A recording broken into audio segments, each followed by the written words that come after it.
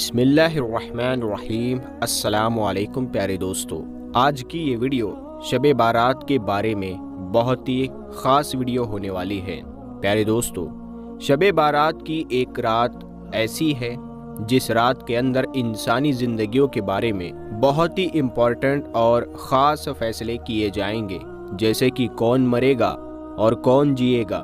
اور کون اس دنیا میں ایک نئی زندگی کی شروعات کرے گا، کون اس دنیا کو چھوڑ کر اس دنیا کو الوداع کہے گا، کون غریب سے امیر بن جائے گا اور کس کی زندگی میں آفت شروع ہونے والی ہے اور کن لوگوں کے نام مردہ لوگوں کی لسٹ میں لکھ دیے جائیں گے۔ پیارے دوستو، آج کی اس ویڈیو میں ہم آپ کو بتائیں گے کہ شب بارات کی حقیقت کیا ہے، اس رات میں نامہ اعمال کیوں بدل دیے جاتے ہیں اور اس رات میں انسانوں کے بارے میں کون کون سے خاص فیصلے کیے جاتے ہیں، اور اگر خدا نہ خواستہ ہمارا نام بھی مردہ لوگوں کی لسٹ میں لکھ چکا ہو تو ہمیں کیا کرنا چاہیے، اس رات کتنے لوگوں کی مغفرت کی جاتی ہے یعنی کہ چھٹکارا مل جاتا ہے، اور اس رات کون سے وہ بدنصیب لوگ ہیں جن کی مغفرت نہیں کی جاتی، اور حضور صلی اللہ تعالی علیہ وسلم نے اس رات کون کون سے کام کرنے کا ارشاد فرمایا اور ضرورت کے حساب سے مسلمان لوگوں کو شب بارات کو کس طرح گزارنا چاہیے۔ پیارے دوستو، ان تمام سوالات کے جوابات قرآن و حدیث کی روشنی میں آج کی اس ویڈیو میں ہم آپ کو بتائیں گے، لہٰذا آپ سے گزارش ہے کہ آپ ہماری اس ویڈیو کو آخر تک ضرور دیکھیے گا۔ پیارے دوستو، شعبان المعظم کی 15ویں رات کو شب بارات کہا جاتا ہے۔ شب رات کو کہتے ہیں اور بارات کے معنی ہے بری ہونا، کیونکہ اس رات کو مسلمان توبہ کر کے اور اللہ تبارک و تعالیٰ کی بارگاہ میں اپنے گناہوں کی معافی مانگا کرتے ہیں اور اللہ تبارک و تعالیٰ کی بارگاہ میں اپنے گناہوں کو چھوڑنے کا دعویٰ کرتے ہیں، تو اللہ تبارک و تعالیٰ اپنی رحمت کے صدقے بے شمار مسلمانوں کو جہنم سے نجات یعنی رہا کر دے گا۔ اسی لیے اس رات کو شب بارات کہتے ہیں۔ حضرت عطا بن یاسار رضی اللہ تعالی عنہ بیان فرماتے ہیں کہ لیلۃ القدر کے بعد شعبان کی 15ویں رات سب سے افضل یعنی بہترین رات ہے۔ پیارے دوستو، آپ کو بتاتے چلے کہ شب بارات فرشتوں کے لیے اللہ تبارک و تعالی نے عید کا دن طے کر دیا ہے، جس طرح کہ اللہ تبارک و تعالی نے زمین پر رہنے والے انسانوں کو 2 عیدیں عطا فرمائی، اسی طرح اللہ تبارک و تعالی نے آسمان والوں کے لیے بھی 2 عیدیں طے کر رکھی ہیں، ایک شب بارات اور دوسری شب قدر۔ انسان چونکہ یہ دونوں عیدیں دین کو مناتے ہیں، جبکہ فرشتے یہ دونوں عیدیں رات کو مناتے ہیں۔ اللہ تبارک و تعالی نے ان دونوں راتوں کو فرشتوں کے لیے عید اس لیے طے کیا ہے کیونکہ انسان رات کو سو جاتا ہے جبکہ فرشتے رات کو نہیں سوتے، اور وہ ہر وقت اللہ تبارک و تعالیٰ کی عبادت میں بزی رہتے ہیں۔ پیارے دوستو، شب بارات کے بارے میں اللہ تبارک و تعالیٰ قرآن پاک میں ارشاد فرماتا ہے کہ قسم ہے اس روشن کتاب کی، بے شک ہم نے اسے برکت والی رات میں اتارا، بے شک ہم ڈر سنانے والے ہیں، اس میں بانٹ دیا جاتا ہے ہر حکمت والا کام۔ اس آیت کریمہ کے تفسیر میں یعنی ایکسپلینیشن میں مفسرین لکھتے ہیں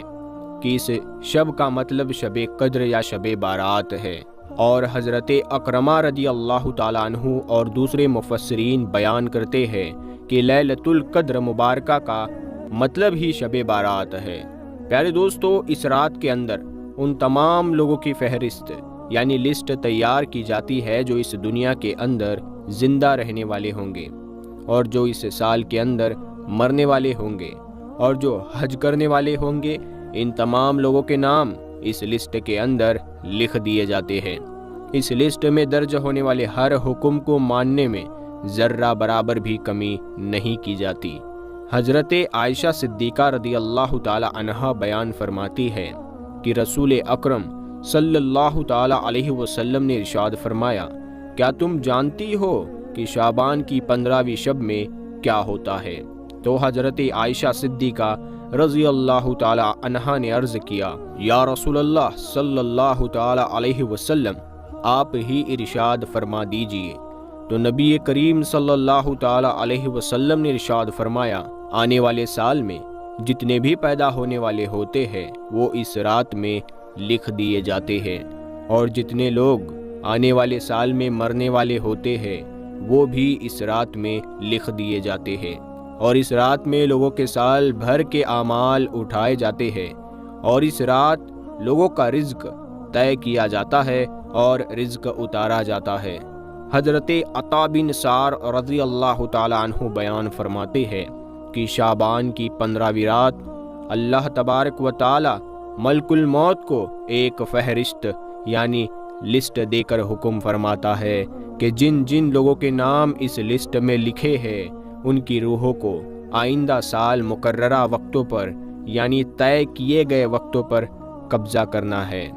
پیارے دوستو، اس رات میں لوگوں کے زندگی اور موت کا فیصلہ ہو چکا ہوتا ہے، جبکہ لوگوں کے حالات یہ ہوتے ہیں کہ وہ اپنی دنیا میں مگن ہوتے ہیں۔ کوئی اپنا بینک بیلنس بڑھانے کے چکر میں ہوتا ہے تو کوئی اپنی کوٹھی اور بنگلہ تیار کرنے کی کوشش میں لگا ہوتا ہے، تو کوئی اپنی شادیوں کی تیاریوں میں لگا ہوتا ہے، جبکہ وہ یہ نہیں جانتا کہ اس کا نام مردہ لوگوں کے لسٹ میں لکھا جا چکا ہے۔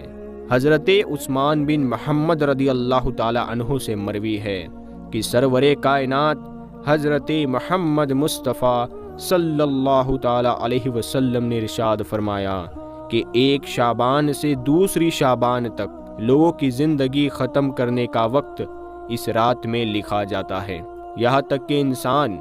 شادی بیاہ کرتا ہے اور اس کے بچے پیدا ہوتے ہیں، حالانکہ اس کا نام مردہ لوگوں کی لسٹ میں لکھا جا چکا ہوتا ہے۔ پیارے دوستو، شب بارات کی ایک بہت بڑی خاصیت یہ بھی ہے کہ اس رات میں اللہ تبارک و تعالی بے شمار لوگوں کی بخشش فرماتا ہے، جیسا کہ حضرت عائشہ صدیقہ رضی اللہ تعالی عنہا بیان فرماتی ہے کہ ایک رات میں نے حضور اکرم صلی اللہ تعالی علیہ وسلم کو اپنے پاس نہ پایا تو میں آپ کی تلاش میں نکلی۔ میں نے دیکھا کہ حضور پاک صلی اللہ تعالی علیہ وسلم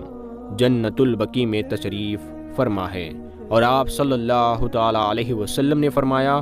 کیا تمہیں یہ ڈر ہے کہ اللہ تبارک و تعالی اور اس کا رسول تمہارے ساتھ زیادتی کریں گے؟ میں نے عرض کیا کہ یا رسول اللہ صلی اللہ تعالی علیہ وسلم،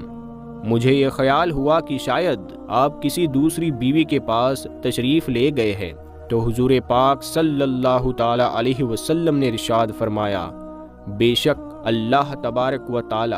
شعبان کی 15ویں رات آسمان دنیا پر اپنی شان کے مطابق جلوہ گر ہوتے ہیں، اور قبیلہ بنو کلب کے بکریوں کے بالوں سے بھی زیادہ لوگوں کی مغفرت یعنی چھٹکارا دے دیتے ہیں۔ حضرت ابو بکر صدیق رضی اللہ تعالی عنہ روایت کرتے ہیں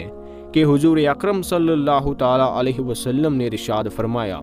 کہ شعبان کی 15ویں شب میں اللہ تبارک و تعالی آسمان دنیا پر اپنی شان کے مطابق جلوہ گر ہوتے ہیں، اور اس رات میں ہر کسی کی مغفرت فرما دیتے ہیں سوائے ان لوگوں کے جو شرک کرنے والے ہو اور بغض رکھنے والے ہو۔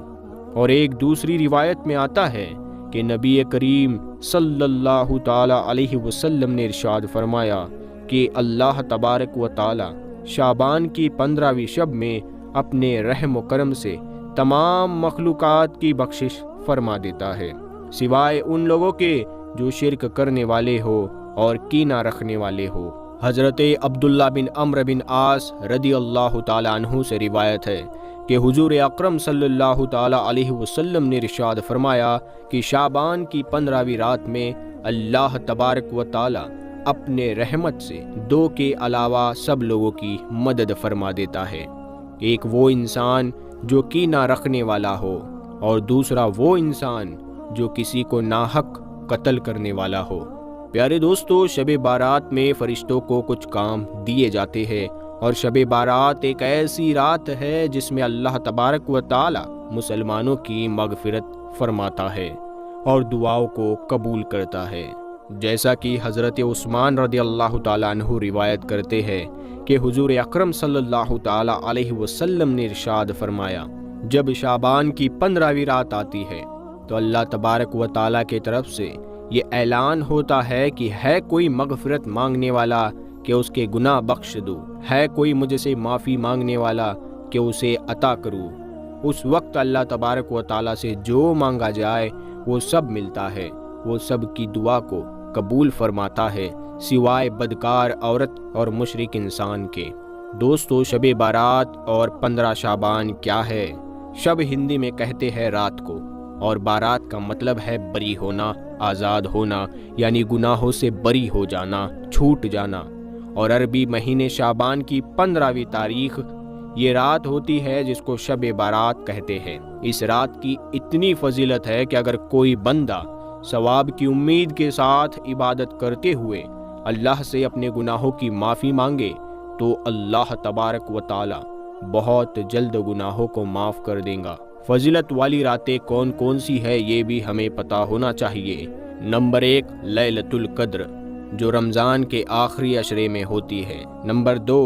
عید الفطر کی رات۔ نمبر 3 عید الاضحیٰ، عید قربانی کی رات۔ نمبر 4 15 شعبان کی رات یعنی شب بارات۔ اس رات کی کیا خاصیت ہے؟ جیسے پورے سال کا بجٹ سرکار پیش کرتی ہے کہ پورے سال کیا ہوگا، اسی طرح اس رات میں آنے والے سال کے تمام قدرتی کاموں کا لیکھا جوکھا اللہ تبارک و تعالی فرشتوں کو دے دیتا ہے، جیسے لوگوں کی زندگی اور موت وغیرہ کے فیصلے۔ کیا پیارے دوستو اس رات کوئی خاص عبادت ہے؟ تو اس کا جواب ہے نہیں۔ اس رات میں کوئی عبادت خاص نہیں جو سنت سے ثابت ہو، لیکن ہاں نفلی عبادت کوئی بھی کر سکتا ہے، جیسے نفل نماز پڑھنا، قرآن کی تلاوت کرنا، اللہ تبارک و تعالیٰ کا ذکر کرنا، دعا کرنا، کیونکہ یہ رات بخشش کی رات ہے، اسی لیے اللہ کے سامنے اپنے گناہوں کی معافی ضرور مانگنی چاہیے۔ دوستو، کیا اس رات میں صلاۃ التسبیح پڑھنا ضروری ہے؟ تو اس کا جواب ہے نہیں۔ جیسا کہ ہم نے آپ کو بتایا اس رات میں کوئی عبادت خاص نہیں ہے، لیکن ہاں نفلی عبادت جو بھی چاہے کر سکتے ہیں۔ جہاں تک صلاۃ التسبیح کی بات ہے تو یہ نماز نفل ہے اور فضیلت والی ہے، آپ چاہے تو پڑھ لے، کیونکہ اس نماز کی اتنی فضیلت ہے کہ اس کو صرف اسی رات میں نہیں بلکہ پورے سال میں کئی بار پڑھنا چاہیے۔ دوستو، بہت سے لوگ یہ سوال کرتے ہیں کیا صلاۃ التسبیح کی جماعت کے ساتھ نماز پڑھی جاتی ہے؟ تو اس کا جواب ہے نہیں۔ نفل نماز جماعت کے ساتھ نہیں پڑھی جاتی، بلکہ اسے الگ الگ اپنے اپنے طور پر پڑھیں۔ اس رات میں عبادت مسجد میں کرنی چاہیے یا اپنے گھر میں کرنی چاہیے؟ تو اس کا جواب ہمارے نبی صلی اللہ تعالیٰ علیہ وسلم نے فرمایا کہ اپنے گھروں کو قبرستان نہ بناؤ۔ مطلب یہ ہے کہ فرض نمازوں کے علاوہ نفل، سنتوں اور ذکر سے اپنے گھر کو منور اور روشن کرو۔ اور اس رات میں عبادت نفلی ہے، اسی لیے یہ گھر میں کرے تو زیادہ بہتر ہے، کیونکہ نفلی عبادت کے لیے لوگوں کا اکٹھا کرنا ٹھیک نہیں ہے، اپنے طور پر جتنا ہو سکے کرنا چاہیے۔ اور یاد رکھے دوستو، اس رات میں ایسا کوئی کام نہ کرے جس سے آپ کے نامہ اعمال میں گناہ لکھے جائے، جس سے اللہ تبارک و تعالیٰ آپ سے ناراض ہو جائے، اور کوئی ایسا فیصلہ نہ ہو جائے آپ کے حق میں جو آپ کے لیے بہتر نہ ہو۔ تو خدا کے لیے ایسا کوئی کام نہ کرے جس سے اللہ اور اس کے رسول صلی اللہ تعالیٰ علیہ وسلم ناراض ہو جائے۔ ہم امید کرتے ہیں کہ آپ کو آج کا ہمارا یہ ویڈیو پسند آیا ہوگا۔ آپ اس ویڈیو کو اپنے تک ہی نہ رکھیں، اپنے دوستوں میں بھی اس ویڈیو کو ضرور شیئر کریں۔ ہم ملتے ہیں اگلی ویڈیو میں، تب تک کے لیے السلام علیکم۔